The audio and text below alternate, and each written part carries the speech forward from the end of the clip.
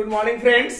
और आज की वीडियो में हम लोग जानेंगे एक इम्पॉर्टेंट चैप्टर्स को, और चैप्टर करने के बाद एक इम्पॉर्टेंट टॉपिक को देख रहे होंगे आप, जिसका नाम है टाइम क्लॉज। टाइम क्लॉज एक सबऑर्डिनेट क्लॉज का ही काइंड है, और सबऑर्डिनेट क्लॉज में पार्टिकुलरली हम बात करेंगे तो एडवर्ब क्लॉज को में हम लोग टाइम क्लॉज को पढ़ते हैं। तो आइए टाइम क्लॉज बिगिन करने से पहले मैं आपको शॉर्ट इंफॉर्मेशन दे दूं कि जो हम लोगों ने पढ़ा है क्लॉज के बारे में। क्लॉज क्या होता है? तो clause is a part of a sentence, और जो क्लॉज होता है सेंटेंस का एक पार्ट होता है। और when we discuss about what is sentence, so sentence is a group of words that contains at least one subject and one finite verb, that is considered sentence. So clause is a part of sentence that contains at least one subject and one finite verb of its own. ये हम लोगों को पता है, ये होता है हमारा क्या? clause. Clause is a part of a sentence that contains at least one subject and one finite verb. ठीक है, तो सेंटेंस का एक पार्ट होता है जिसमें खुद का सब्जेक्ट होता है, खुद का फाइनाइट वर्ब होता है, तो क्लॉज बनता है। तो क्लॉज की क्लासिफिकेशन पर हम लोग जब डिस्कस करेंगे तो क्लॉज का क्लासिफिकेशन जो मैंने अर्लियर वीडियो में आपको बताया होगा, ये क्लॉज बेसिकली दो तरह से क्लासिफाइड की है। एक वह क्लॉज होता है जो कंप्लीट मीनिंग के लिए किसी दूसरे पर निर्भर होता है, जबकि दूसरा क्लॉज ऐसा होता है जो खुद ही अपने आप में पूर्ण होता है। तो वैसे क्लॉज जो अपने कंप्लीट सेंस के लिए किसी दूसरे पर निर्भर होता है, तो जो ऑलरेडी दूसरे पे डिपेंड होता है, तो ऐसे क्लॉज को हम लोग कहते हैं dependent clause. Dependent clause and the clause which is free from other clauses, or we may say the clause that does not depend on other clauses for its complete meaning, that is considered independent clause.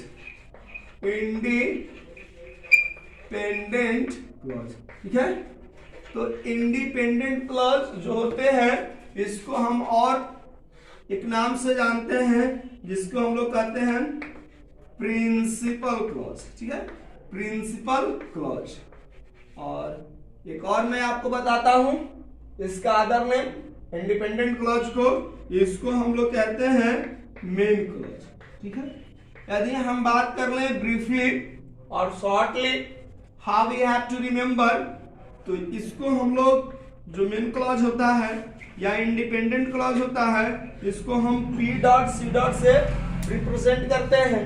Means principal clause, principal word से letter P लिया गया, clause word से letter C लिए गए, और acronym बना PC।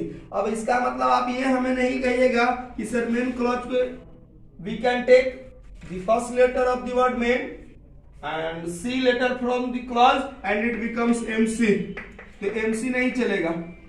Similarly, when we take the letter I from the word independent and C from the word clause, it becomes IC, ये भी नहीं चलेगा। हम प्रिंसिपल क्लॉज के लिए we only use acronym P dot C dot, right? And when we have a deep glance over dependent clause, dears, dependent clause are of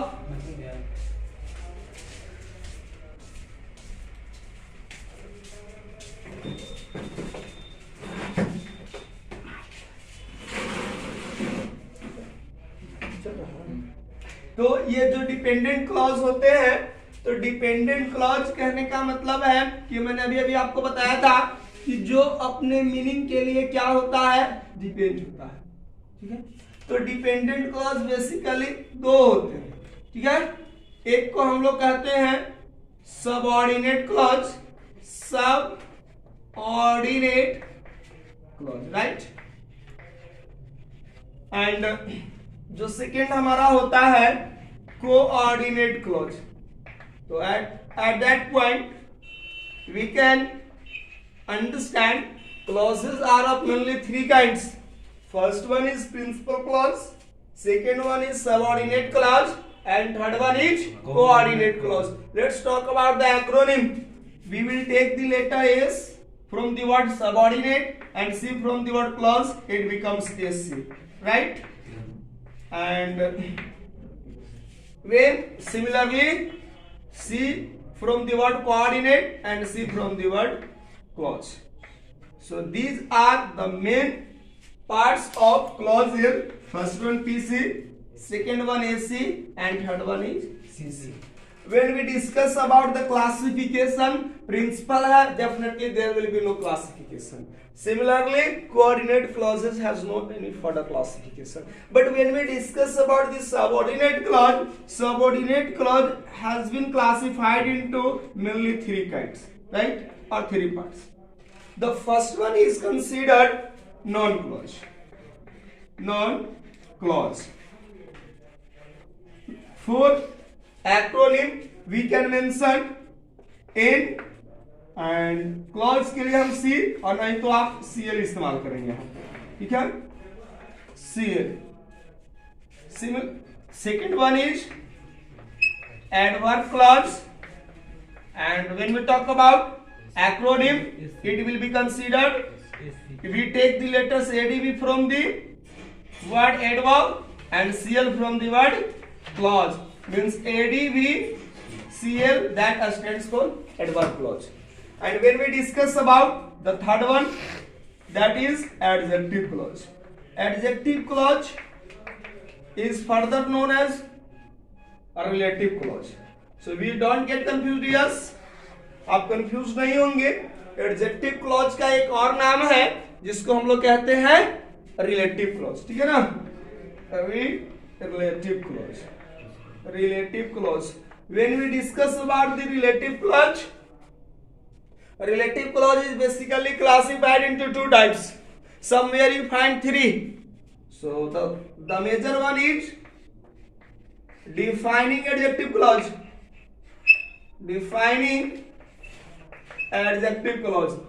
See here, acronym adjective ADG from the word adjective and clause CL. Don't get confused. When we talk about the major classification of the clause, we use acronym for clause C. But when we discuss about the classification, further classification of subordinate clause, we use abbreviation form, simply say CL for the word clause. Let's move on. And the second one is non-defining adjective clause. Non-defining adjective clause, right? जो adverb clauses होते हैं हमारे, इसमें हम लोगों को 10 पढ़ने हैं. तो when we discuss adverb clause in detail, we will discuss all kinds. But here we out of 10 we only mention 2. The first one is time clauses and second one is conditional clauses, and our topic is today time clauses, conditional clauses. This is our today's topic. So this is the backup story for beginning our today's class. तो चलिए 1 minute हम आपको समय देते हैं, जल्दी से आप इसको या तो स्क्रीनशॉट ले सकते हैं दोस्तों, या आप नोट कर सकते हैं. चलिए, तो अब हम लोग को टॉपिक है टाइम क्लॉज. तो जो टाइम क्लॉज होता है वो क्या होता है कि कुछ खास कंजंक्शंस होते हैं जिससे ये टाइम क्लॉज शुरू होता है. ऐसे तो नाम से ही स्पष्ट है, टाइम क्लॉज है तो यह टाइम को डिनोट करेगा. किसको डिनोट करेगा? टाइम को, ठीक है ना? टाइम क्लॉज टाइम को रिप्रेजेंट करेगा या टाइम को डिनोट करेगा. तो कौन कौन से ऐसे कंजंक्शंस हैं जिसका इस्तेमाल हम टाइम क्लॉज में करते हैं? तो आइए ये देखिए, कुछ हमारे पास सर्टेन कंजंक्शंस याद रखने पड़ेंगे हम लोगों को, और उसके सहारे हम लोग आसानी से सेंटेंस भी बनाएंगे, पहचानना भी सीख जाएंगे. तो जो सबसे पहला है हमारा वो होता है टाइम क्लॉज में जो फर्स्ट कंजंक्शन है व्हेन, ठीक है? उसके बाद हमको याद रखना है व्हेन इवन, ठीक है? यदि वेन वेनिवर याद रखते हैं तो आगे हमको याद रखना है वाइल को, ठीक है ना। उसके बाद हमें याद रखना है टिल। नेक्स्ट है हमारा अनटिल। गौर देखिए आप, टिल में TILL मीन्स डबल एल होगा, रिपीटेड होंगे एल, जबकि अनटिल जो वर्ड है that is conjunction that contains single L, ठीक है। नेक्स्ट हमारे पास वर्ड्स रहेंगे आफ्टर, बिफोर, ठीक है। और उसके बाद जो हमारे पास है एज, एज लॉन्ग एज, ठीक है, as soon as, as soon as, ठीक है। ये सारे एक ही कंजंक्शंस है। चलिए मैं अंडरलाइन कर देता हूं ताकि आपको देखने में प्रॉब्लम ना हो। एज एक अलग कंजंक्शन से मेरा, एज सुन एज एक कंजंक्शन है, और एज लॉन्ग एज है, sorry this is your as long as, ये है हमारा एज सुन एज, ठीक है ना। इसके बाद हम लोगों को जो नेक्स्ट कंजंक्शन देखने को मिलेगा वो no sooner than, no sooner, यहां पर सेंटेंस के पार्ट्स होंगे, उसके साथ हम लोग देन का इस्तेमाल करेंगे। नेक्स्ट हमारा कंजंक्शंस दिखाई देगा हार्डली, यहां पर सेंटेंस के पार्ट्स होंगे, ठीक है। और उसके बाद वेन होगा, ठीक है। उसी तरह से हमारे पास स्कार्सली, सेंटेंसेस के पार्ट्स होंगे, और ये है दोस्तों हमारे कंजंक्शंस ऑफ टाइम। और कंजंक्शंस ऑफ टाइम से शुरू होने वाले क्लॉजेस टाइम क्लॉज कहलाते हैं। तो लेट मी इरेज, इस पार्ट को मैं इरेज कर रहा हूं, जो आपको ने नोट कर लिया होगा मुझे उम्मीद है, और आप इस बात चीज को नोट करें। अब एक एक कंजंक्शंस को हमें पढ़ना है, सेंटेंस से कैसे बनाए जाते हैं, और कह सकते हैं कि सेंटेंस में हम लोग इसका इस्तेमाल कैसे करते हैं। तो ये जानना हमारे लिए ज्यादा इंपॉर्टेंट नहीं है कि हमने ये जान लिया वेन होता है ये सारे, तो टाइम क्लॉजेस खत्म होने चाहिए नहीं। अभी टाइम क्लॉज का असली गेम शुरू होता है। हमें समझना है इन सारे कंजंक्शंस का इस्तेमाल करके हम सेंटेंस कैसे बनाएंगे, तो ये हमारे लिए इंपॉर्टेंट होने वाला है। तो आइए सबसे पहले हम लोग जानेंगे वेन के बारे में। तो वेन से हमें सेंटेंस बनाना है, कैसे हम लोग सर सेंटेंस बनाएं, बहुत ज्यादा प्रॉब्लमेटिक नहीं है। चलिए वेन को हम लोग जानते हैं। वेन के साथ हमें क्या करना है, सब्जेक्ट लिखना है, इसके साथ हमें फाइनाइट वर्ब इस्तेमाल करना है। फाइनाइट वर्ब यदि V1 V5 का इस्तेमाल करते हैं तो सिंपल प्रेजेंट कहलाएगा, V2 का इस्तेमाल करते हैं तो पास्ट इंडेफिनिट होगा, ठीक है। और रेस्टोर्ड चलेगा, यहां पर ये चीज होगा। ये हमारा जो पार्ट आपको दिखाई दे रहा होगा ये हमारा बन गया SC। अभी ना मैंने आपको बताया था कि टाइम क्लॉज किसका काइंड है, सबऑर्डिनेट क्लॉज का। अब हमको प्रिंसिपल क्लॉज ढूंढना है, ये हमारा किसका हो गया। चलिए मैं फिर से ऐसे बता रहा हूं, AC का। चलिए यहां से प्लस मैं करता हूं, फिर से हम लोग सब्जेक्ट को इंक्लूड करेंगे। यदि हमारा फाइनाइट वर्ब, ठीक है, V1 V5 है, वर्ब का V1 या वर्ब का V5 है, तो जो हमारा प्रिंसिपल क्लॉज बनता है ये ऑप्शनल बनता है जी, गौर से देखिएगा आप। हम इसके साथ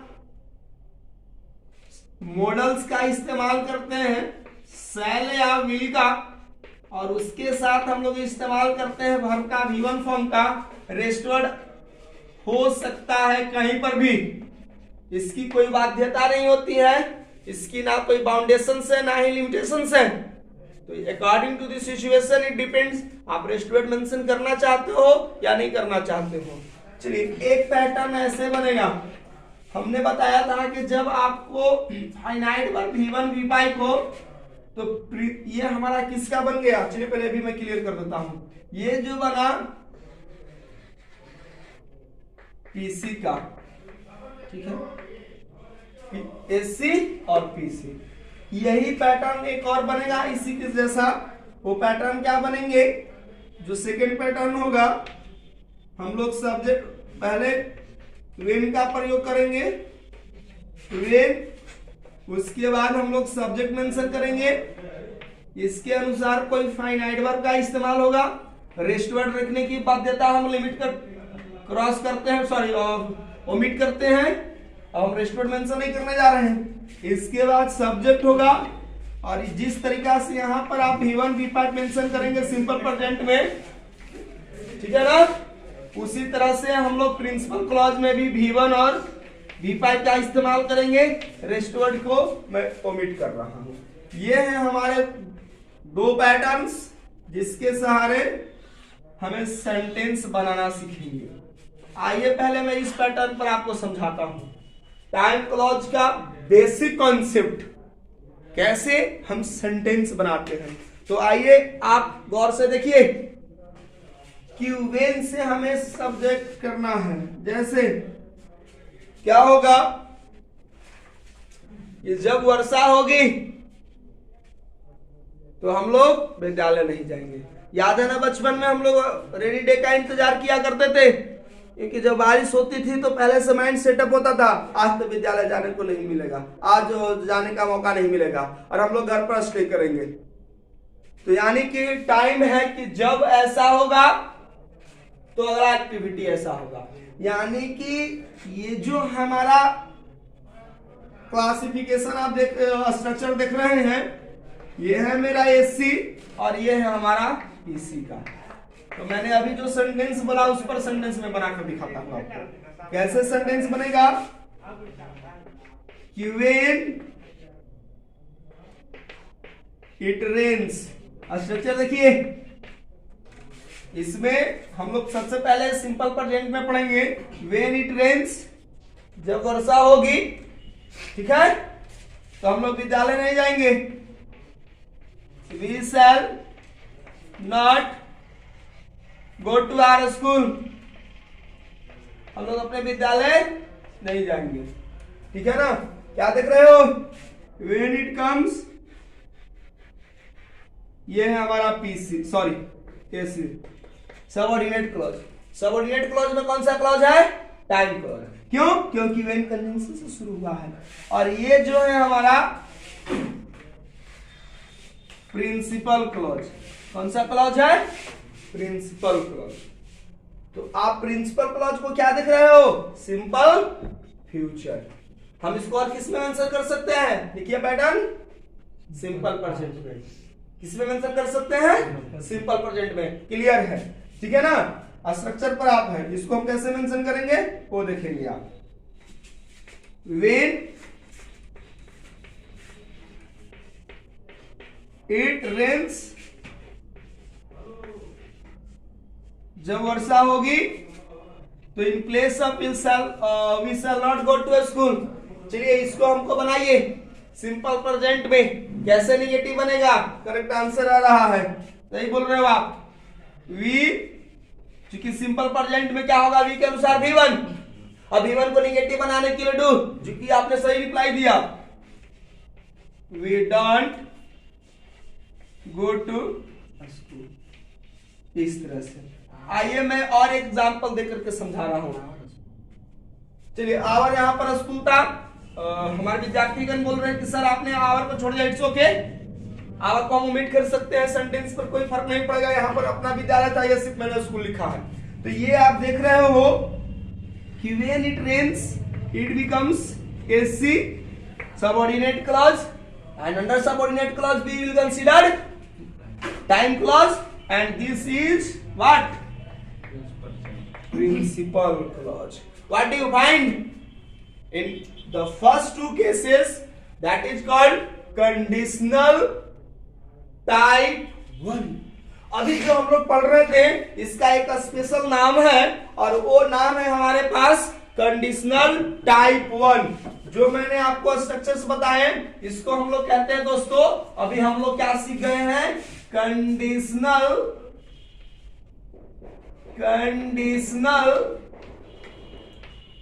टाइप वन।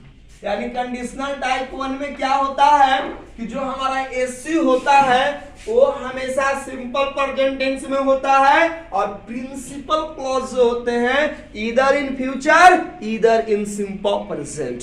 तो I hope we all understand well. Let us take more example. मैं और एग्जांपल देकर के मैं आपको कन्विंस करता हूं। चलिए are you able of you anybody of you can frame sentences using when? Just like an example. When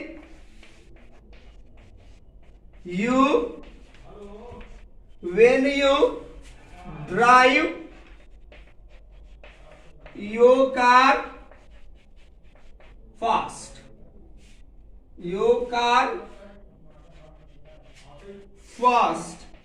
जब अपने कार को फास्ट ड्राइव करोगे तो क्या हो सकता है?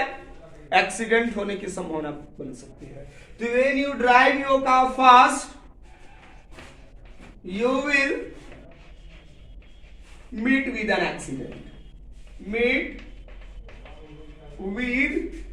Accident, right dears? Yes. Now tell me, conditional type 1 identified. Very easy sir. Yes, correct answer. When you drive fast, this is with the zigzag line, this represents near SC, ठीक है? और you will meet with an accident with a straight line, this becomes PC. Can you rewrite the sentence in other patterns? Yeah, wow, that's correct यार, बहुत बढ़िया, बिल्कुल सही कह रहे हैं लोग कि सर प्रिंसिपल क्लॉज को हम लोग किस में मेंशन कर सकते हैं? सिंपल प्रेजेंट में। चलिए 100% आप मेरी बातों को फॉलो कर रहे हैं और क्लास एंजॉयबल हो रहा है, काफी एंजॉइंग है, तो इसको हम लोग देख सकते हैं। चलिए क्या करना है, सबसे पहले एससी को हमको कॉपी करना है। Let me copy first. When you drive your car fast,